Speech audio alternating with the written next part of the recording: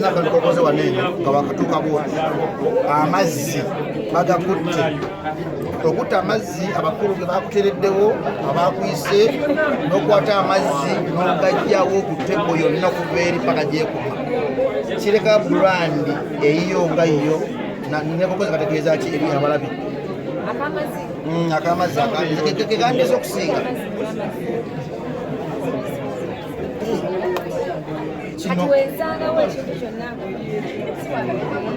kiri siwabe toganyedde kino kiraga ki eri abayimbi abalala abalina endorsement mu brands ez'enjawulo mukama ez'enjawulo kibalaga ki nga spesikokoze kalembe kalagaki bakasa companies endala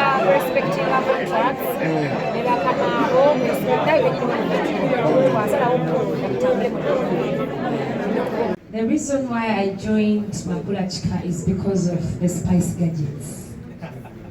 Basakire Singer, I want the best for you guys. Jagala mulabe channel entuufu ezirina ebintu ebirungi nga Magula Chika. When I got to know ebintu ebigenda okubeera ku Magula Chika, I was like, I'm in for this. Ebirungo ebirimu ate nga nange nze ebirungo ate nga mbagaliza birungo byerere. So just nga babanyonyodde ebintu ebisinga ebigenda okuba ku channel oba ebiri ku channel eno byebimu ku bintu ebyapushinga to be part of this because channel yanjawulo ebirungo bigenda kuba byanjawulo ate it's local content ate nga tuli waka kisinga obukulu. Thank you. Just one last thing. I think mwenna mwandirabye opportunity endala Spice gyafunye mu kino ekintu saagala katusuka ku katubuuke. Ekimu ku kyawula Spice Diana ku bayimbi banna abalala si bonna abalala abasinga obungi. Spice is an actress. She is talented. Abamu abagoberera ku bintu byange mumanyi mulambuli ntera okubeera analyst owa musicians nembatemera ku bayimbi bano naye nga Spice nti ayimba n'asukkuluma ku banne naye bw'omugwako ng'akola bukatemba bukomedi bwe tomanya nti Spice oli era nze olwasooka nagamba nayo no Spice y'omu naye bw'omulaba ng'ali mu acting tomuteeka ate mu byakuyimba. Opportunity Spice gy'agenda okufuna okubeera ambassador wa StarTimes era bino tubigamba n'abayimbi abaana bali mu industry bakimanye lwaki okweyisa obulungi okutambula obulungi n'okutambula okiyamba nti Spice agenda azze ku platform esinga obunene mu Uganda mu bintu bya TV ku mukutu ne content. Spice wabanga badde namba emu tumanyi nti namba emu nga bwe nabagambye kakati atagenda kuyisaamu emirundi egi luli abadde omulimu akola yekka nammwe bagajeti n'abalala bamutundirako kakati ate naffe kati tumutundirako ku linnya lye kati gwabuuza nti Spice lwaki wasalawo takibagambye kubanga tubagambye dda nti ye muntu ali hambo naye kyatabagambye nti bwe muba mubadde mumutegeera kakati mugenda mumutegeera nnyo kubanga emikutu ffe tugirina ye muyimbi tagirina muyimbi bamunoonya kati ffe tulina emikutu egitunda ffe tulina eddoboozi eritunda ffe tulina abalabi abasinga mu ggwanga. Spice ojja kuba tutasobola kumwewala mu makaago ku ssimu yo ku social media kuba kati alina engeri bbiri zaakubamu ekintu kye eyo ensonga actually emu ku nnene lwaki Spice yetayinza gamba mbu nedda ekyo ndowooza aba Spice abagize mukitegedde agenda gejja kati ataasuukire ddala wabadde ate ngejja nammwe sibaleka mabega tugejja ffenna era bwe mbaga ninaeyo kyali wange ngali mu content nzijja wano ku StarTimes bage bannange anikuluza omunyigaawo ng'okusente bintu bye birabike sigenda leka muntu n'omu so tugenda gejja ffenna kubanga tulina channel ensinga obunene ssaawa zino. Thank you so much. Oli kaba kana era we kaba nga tekali mu video TV towangula naye nga kano kategeeza kika muze mu bukolaakola lumu naye kino kyanjawulo kika nawe okirabira bobo banga akanyiga awo botolabira kika. So that's the meaning of it. Yeah. Sports. About the sports channels, whether we have sports. Again, I have to remind you that don't forget that we are part of a bigger family of StarTimes channels. We have, is it 7 channels? 7 different channels. Well, that is a good question, by the way. Mani Uganda batulawo kukkiriza Mubintu balowooza bwe kimu kya muzannyo.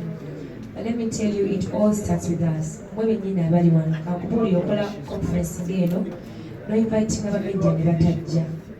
Naye kati mwe muzze. One reason why I get all these endorsements is because of you, aba media. Era musooke mwekubire mu ngalo mbabuulire. Siina company gye nkoze nayo, and you guys are not being part of this. You're always there. Mufuna content yono ne mutwala that noise. Ne mugamba nti Spice kyeyekoleri. StarTimes eno makula chika. So when you do that for me, the next time ne company ndaloba omuntu yenna yandagadde okukola ne Spice amanya nti tulina enkolagana weewaawe kola ki enungi, because it's not even about the money but the relationship we have, Spice Dana and the media. Kubanga nyinza obanga n'abamu abazze wano sina gwe ngenda kuwadde ekikulu. That's the truth. Naye ng'ate waliwo yazze okukola era kituufu. Naye ng'ate asalawo n'agamba ngenda kukolera mu environment Spice Dana mwali. Wanja bayitayo nga bagenda bawa ssente ne mutagenda. So mujje wa Spice ne tubeera mu kintu kino ffenna tutambula babiri. That is one. Ekyokubiri, I think ekintu kino nga mukirabye nti bazze bakizimba kika birungo kyekyo tosobola lowooza ku kirungo mu Uganda n'otagalira ewalala, yina kujja wa Spice Dana. Kitegeeza ojja ng'olwedde omanyi ky'oyagala. Sometimes people know what they want. Muntu ajjawa artist nga naye amanyi nti bwe tukwatagana ndi this big ne Spice ajja tugattako naffe tumugatteko. Aba amanyi ky'ayagala, tasobola kumala gatoobera. Aye tosobola mutoobera nga tali ready for you. Era ne boga nti nze nga Spice, I want to work with StarTimes. When they're not ready to work with you, it might not make sense, because everyone of we are here for something very big and important, because to representing abantu bangi nnyo ate eno channel nga babagambye it's a big platform, so tebayinza kukola nsobi kugenda wantu nga bamanyi gye bagenda tebagenda kufunayo kyebaagala oba kyebasuubira. So ekintu ekyo mbukuzigira ddiiru tebakikulimba muganda wange, omuntu ajja ng'amanyi ky'ayagala. So it all starts with my gadgets, for the support, for the love, nti bwe kyetukwatako kitambula. When the media is with me, you guys, it means a lot. Tiwe tulanga akantu konna ne ngamba Spice nfiirawo nanga kano, ojja sanga nga munnamawulire aliyo naye akakutteko n'agamba Spice waba akalanze nange kankolegereyo. So beebaliza nnyo, beebaliza ddala cause tutambulira wamu si kikola nzeka. And of course my management, eri very hard working. Oba ne company zino ne mukolagana bingi bitagoyima, right?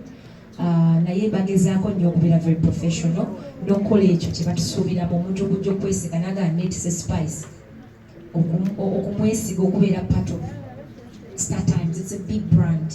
So oyina ebikolwa byo n'abantu engeri gye weeyisaamu gye bali, it's very important, which we are trying to do. Yadde nga tuli mu era gye mumanyi ebitali byangu, onaayisaawo ekiki, onakweteekako kino, onakasukira kiri, but all in all, real is real. Thank you so much. Let me just add one more thing on that question. I think all of you have no doubt that Spice is a very intelligent woman. Apart from the fact that, yes, she has the brand, she has the face, she has...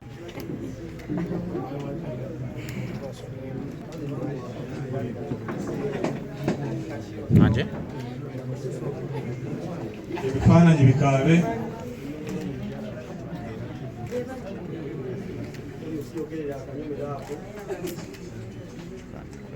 Mazima. Akanyomero kakuseewako kinkumu.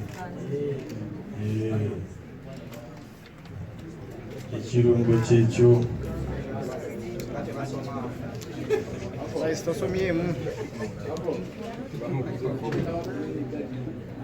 Kireka wa Green Daddy.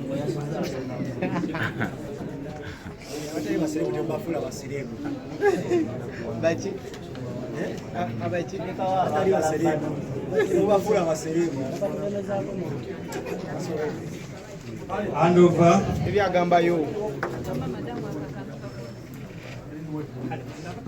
Shake your hands.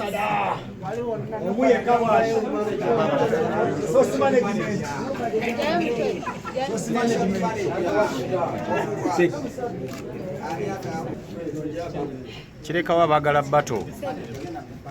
Abagala bato temukerabira mukwasiza ne fayi.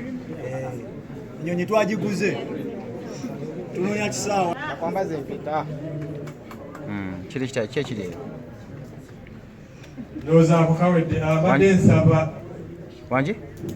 ambasada afunemu akafaananyi n'abaana bange aba programu ya pokopoko. Utoreko hapa. Okay, kale. Toreko hapa.